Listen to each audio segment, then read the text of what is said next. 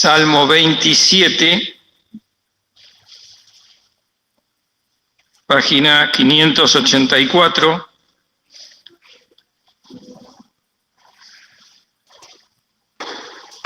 Y vamos a leer los primeros 6 versículos.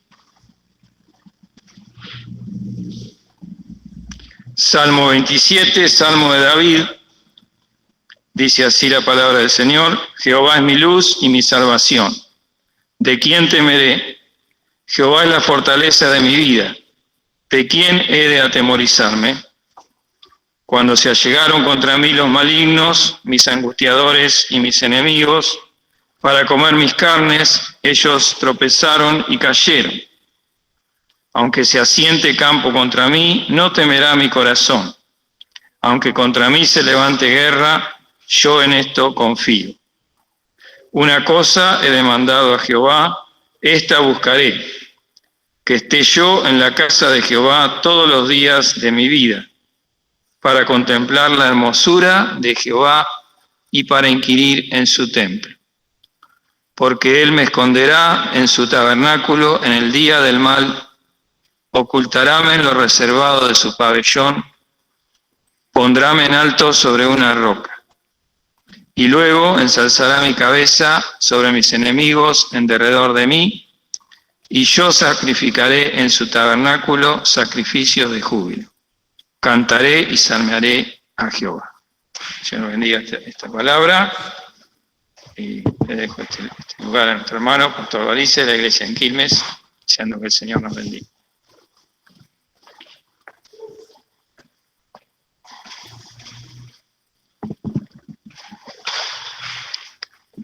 Buenos hermanos, buenas noches a todos. Vamos a pasar de largo todo lo pasado, de acá para adelante. Hemos tenido en estos primeros días de la semana realmente todas las bendiciones que no pudimos tener la semana anterior. Estar con algunos hermanos, participar de gratos momentos de comunión, y ahora bueno, este momento que es el más deseado realmente cuando venimos acá, ¿no? Estar juntos y compartir los bienes de la palabra, que es lo que más necesitamos y lo que más bien nos va a hacer siempre, más allá de nuestras necesidades personales. Les anticipo que este es un texto que yo lo tomé como de parte del Señor, que me lo puso en el corazón ya cuando habíamos confirmado nuestro viaje acá. O sea, después de las fiestas hay un poquito más. Y lo digo porque tiene una estrecha relación con lo que se estuvo meditando el último domingo, donde escuché yo por la plataforma virtual, pude escuchar el mensaje que nuestro hermano diera, y esto que nosotros hemos leído acá, en el Salmo 27, bueno, casi diríamos que por lo menos en esta parte, el centro de la observación está en esta demanda que David le hacía a Dios y que no solamente pedía, sino que después él se pondría en acción, ¿no? Una cosa he demandado a Jehová, esta buscaré. No se trata de pedir y clamar y vivir de rodillas y esperar que las cosas vengan como el maná del cielo, porque muchas veces nos pasa esto, sino que también hay que ponerse en acción. Y de hecho, para estar en la casa de Jehová hay que movilizarse, ¿no? Hay que estar. Este tema actual es un mal presente en todas las iglesias, ¿no? Fruto de aquella, o por lo menos una de las razones, aquella señal que el Señor daría como marca de los últimos tiempos, ¿no? Mateo capítulo 24, ¿qué decía? Por haberse multiplicado la maldad, ¿qué pasaría? La caridad de muchos se resfriará, y el resfrío de la caridad se manifiesta en diversas maneras, y el no estar presente en la casa del Señor es una de esas maneras. Por eso, la actualidad. Aunque bueno, no vamos a hablar de esto porque el domingo realmente se dijo, no sé si todo lo que se tenía que decir, pero se dijo lo suficiente como para que nadie pueda decir yo no entiendo, no comprendo o no me doy cuenta de qué se trata esto, ¿no? Sino todo lo contrario. Se habló y mucho, y que también en nuestra iglesia ha sido un tema bastante recurrente porque pasa en todos lados. Así como el apóstol Pablo le diría a Timoteo, en una casa grande no solamente hay vasos de oro y de plata, sino también vasos de barro y de madera. Es decir, que unos para honra y otros para deshonra. Entonces esto nos marca un límite, ¿no? O una línea demarcatoria. Hay hermanos que son para honra y hay otros que son para deshonra. No tenemos que escandalizarnos porque la palabra lo declara. Si yo dijera algo así, que no está escrito, bueno, se pueden ofender conmigo, enojar, todo lo que quieran. Pero con el Señor no nos podemos enojar. Y la palabra dice eso. Una casa grande, ¿no? La casa grande es la iglesia de Cristo que está repartida en todo el mundo. Pero al mismo tiempo, después en las congregaciones locales también suele darse esa dualidad de creyentes. Algunos más espirituales que otros, otros más carnales que otros, algunos obedientes y sumisos, otros desobedientes y rebeldes, algunos que se brindan de manera absoluta, hay otros que no se brindan en ninguna manera, ni grande ni pequeña. De esto está formada la iglesia. Y nosotros tenemos que entender que no podemos cambiar al otro. Si acaso nos podemos esforzar, y de hecho tenemos que hacerlo, para cambiar nosotros, para que el Señor nos pueda encaminar en la senda en la cual Él nos quiere ver. Pero bien sabemos que esta es una responsabilidad individual, personal. Así como lo es la salvación para las almas, así también lo es la santificación, la fidelidad, la consagración, la manifestación de los dones, todo es muy personal. Y esto es muy importante darnos cuenta para no amargarnos más de la cuenta. Porque yo les confieso, he sufrido y mucho este tema al ver esa falta de conciencia. No sé si se dijo eso, pero la falta de conciencia del creyente, por lo cual no hace las cosas que debe hacer. A veces obra como si no conociera al Señor y obra como a la manera del mundo, aunque sea una persona normal, que ande bien, que sea derecha, que sea honesta, decente, trabajadora, pero espiritualmente no manifiesta ni la sombra de lo que debería manifestar. Y los que están un poquito más metidos en la obra o están más comprometidos con el Señor, o aman al Señor de tal manera que se dan cuenta, porque esto es básico, es el ABC para el creyente. La asistencia es el primer paso. Sin eso no se puede avanzar en ninguna otra experiencia. Entonces, el que avanzó, obviamente, empiezan las molestias, ¿no? Los resquemores, que viene, que no viene, que falta, que no falta. Y realmente nos hace mal después a nosotros, porque terminamos poniendo el ojo más en el otro que en nosotros mismos. Justamente el Señor quiere lo contrario. David muestra en este salmo algo que es muy interesante. Estos primeros 6 versículos que hemos leído son un testimonio personal de David.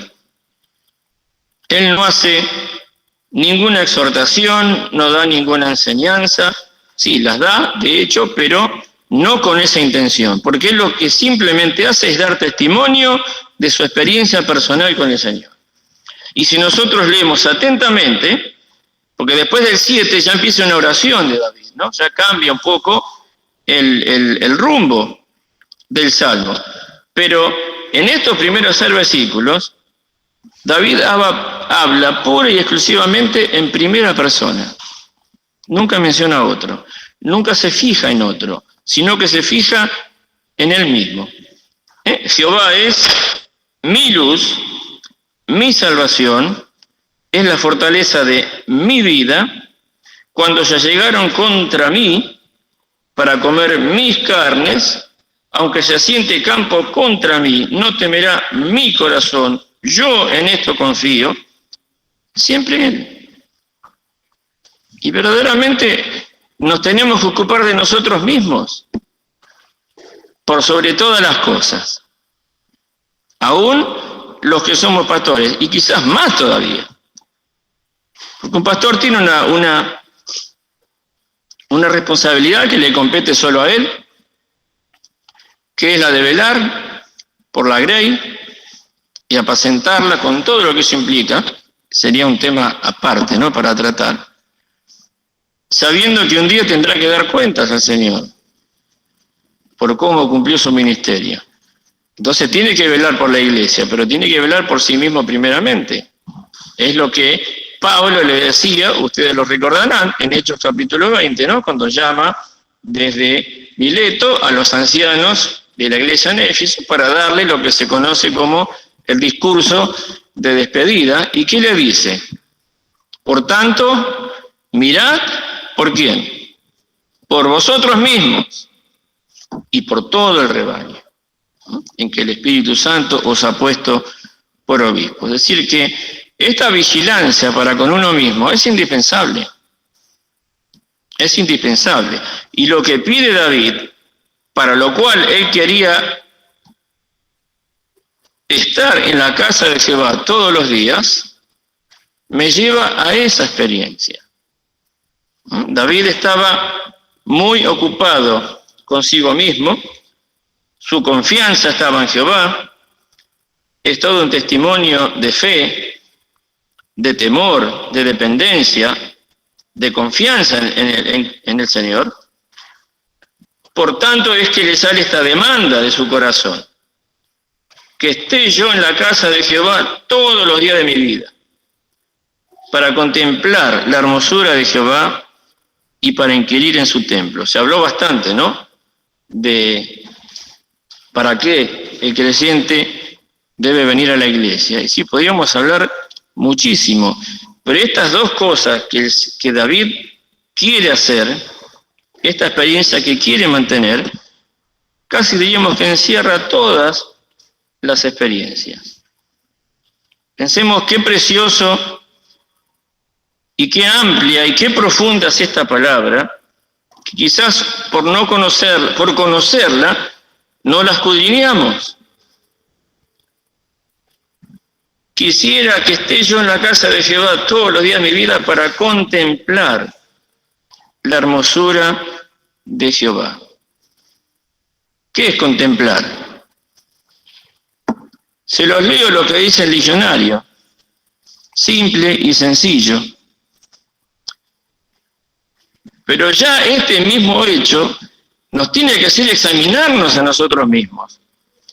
Si yo me estoy acercando por lo menos a esta experiencia. Contemplar dice observar con atención, interés y detenimiento.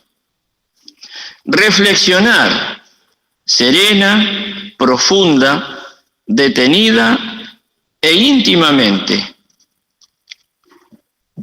sobre la divinidad, sus atributos y los misterios de la fe. Si entendemos esto, vamos a llegar a la conclusión que podemos dedicarle toda la vida a esta acción y no la hemos de acabar. Y si la podemos alcanzar de manera experimental, vamos a salir extasiados de la iglesia. Bien se dice que el creyente, el alma, para decir mejor, tiene que salir con algo diferente que cuando entró. Entra al templo con una vivencia, con una forma, con un pensamiento, pero si Dios hizo algo, tiene que salir de manera diferente.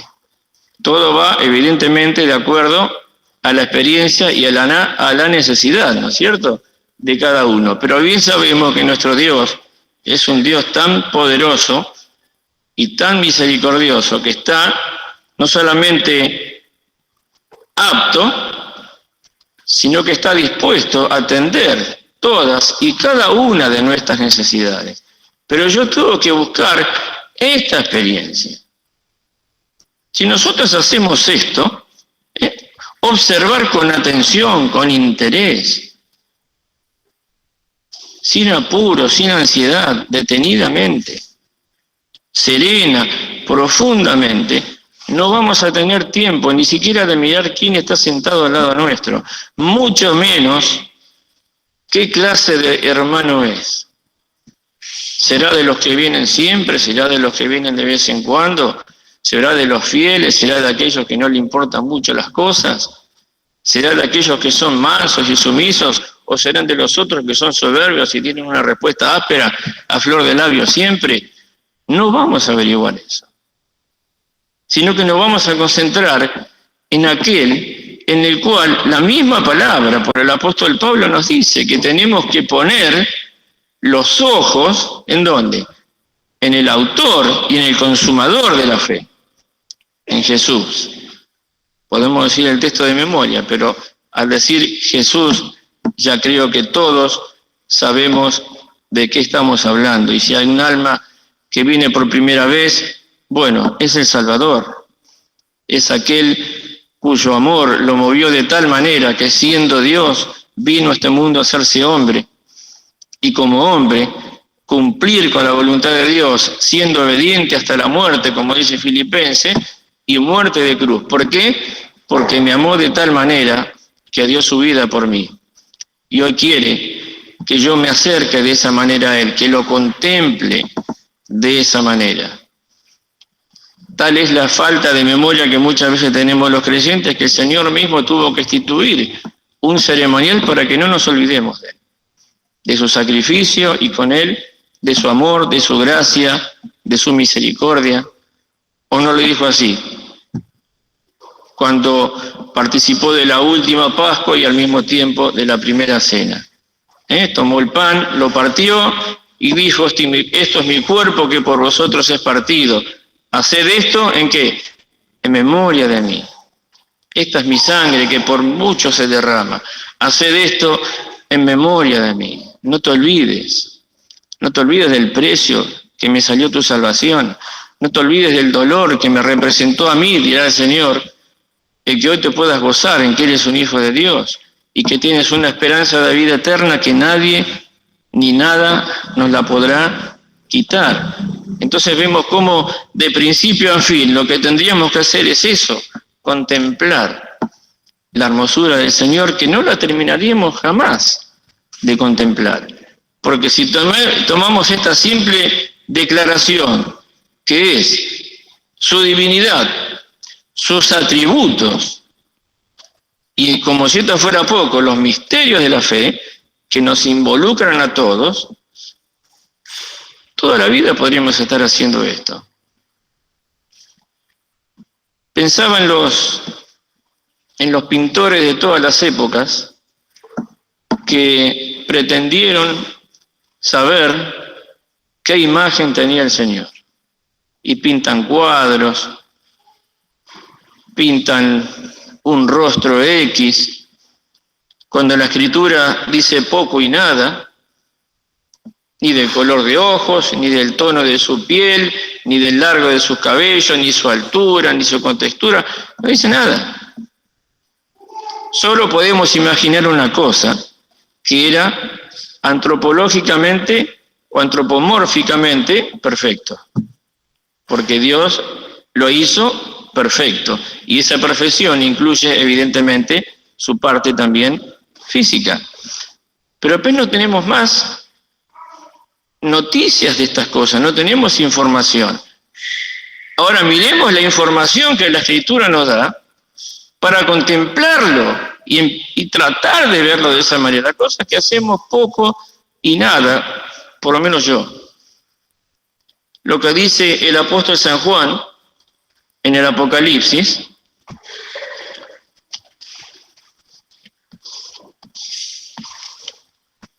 en el capítulo 1.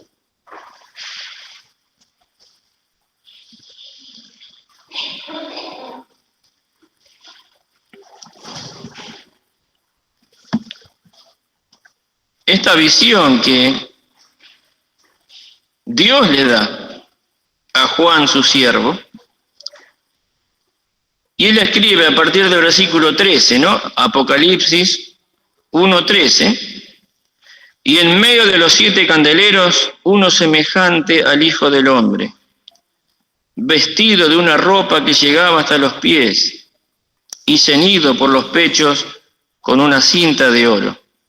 Y su cabeza y sus cabellos eran blancos como la lana blanca, como la nieve, y sus ojos como llama de fuego, y sus pies semejantes al latón fino, ardientes como en un horno, y su voz como ruido de muchas aguas.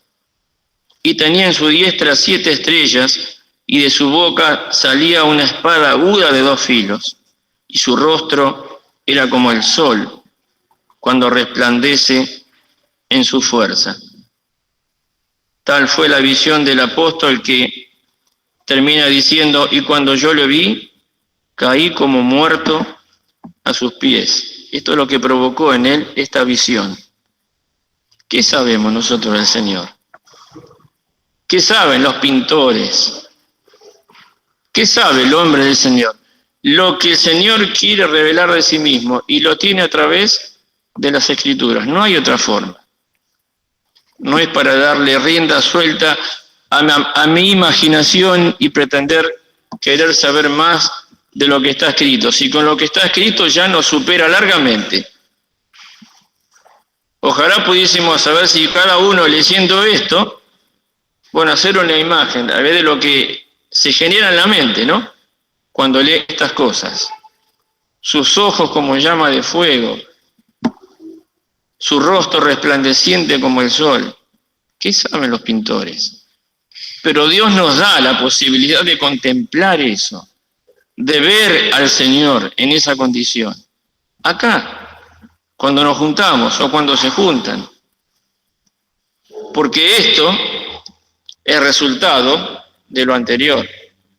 Este Cristo glorificado es el fruto de lo que fue primeramente el Cristo crucificado. Y Pablo también lo veía. Hebreos capítulo 10, no, perdón, creo que era 11, no, estoy equivocando.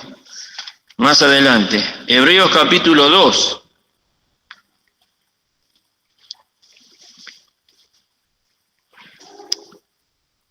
$2.45 la página.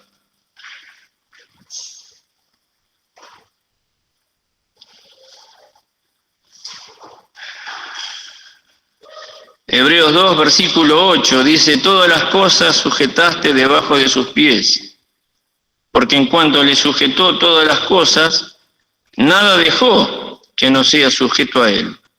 Mas aún no vemos que todas las cosas le sean sujetas. Empero vemos, coronado de gloria y de honra, por el padecimiento de muerte, aquel Jesús que es hecho un poco menor que los ángeles, para que por gracia de Dios gustase la muerte por todos. Vemos. No dice el apóstol, me lo imagino, lo veo, con los ojos de la fe, con los ojos del Espíritu. Y si vamos un poquito más adelante, por eso la confusión con el texto, en el capítulo 11, cuando habla de lo que se ha dado a conocer como los héroes de la fe, hablando de Moisés, dice el versículo 24, por fe Moisés, hecho ya grande, rehusó ser llamado hijo de la hija de Faraón, escogiendo antes ser afligido con el pueblo de Dios, que gozar de comodidades temporales de pecado, teniendo por mayores riquezas el vituperio de Cristo que los tesoros de los egipcios, porque miraba a la remuneración.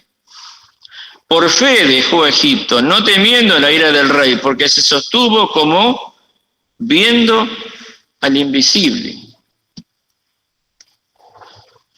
Los ojos de la fe, ¿no? Viendo al que no se lo puede ver. El mundo no puede ver a Cristo. Nosotros sí. Lo podemos ver en sus dolores más sufrientes, Isaías capítulo 53, y en su gloria más absoluta, Apocalipsis 1, como hemos leído. Tenemos que querer verlo. Tenemos que tener ese sentimiento, así como lo tuvo David. Una cosa he demandado, esta buscaré. Estar en la casa de Jehová para contemplar la hermosura de Jehová. Y se extasiaba haciendo esto. Y no tenemos tiempo para lo otro, ¿no? Para inquirir en su templo, pero que está muy unido. Entonces, ¿qué es más útil o qué es mejor? Estar rezongando, molestándome, enojándome por los que no vienen, o disfrutar lo que el Señor tiene para mí cuando vengo. Ocupémonos de nosotros mismos. Lo hacemos desde ya, pero yo como pastor y como hermano sé lo que le digo, ¿no? Cuando uno empieza a ver, no vino, este no vino, el otro no vino, y ya la cabeza empieza a trabajar, y todo eso tiene que ser desechado. Como hacía David, primera persona, Él es mi luz, mi salvación, mi fortaleza, Él es mi todo. ¿Lo es para mí? Si no lo es, tengo que meditar y reflexionar en esto. Reflexionar profundamente sobre quién es Jesús. Creo que hay un himno, ¿no? O un corito. Todos tienen que saber quién es Jesús. ¿Cuántas cosas tiene la palabra para decirnos quién es Jesús? Yo tengo que descubrir quién es para mí. Aparte de ser mi Salvador, ¿será estas cosas? ¿Es mi luz? ¿Es mi salvación? ¿Es mi fortaleza? ¿Es mi esperanza? ¿Es mi vida? Cada uno tiene la respuesta en su corazón. Y yo me tengo que ocupar de la respuesta que hay en mi corazón. Porque cuando esté allá, sí, como pastor tendré que rendir cuentas por la grey, pero yo le voy a tener que dar cuentas por mí. Así como cada uno, dice la Escritura, dará a Dios razón de sí. Que el Señor nos pueda orientar en esta visión y en esta experiencia espiritual. El Señor nos bendiga.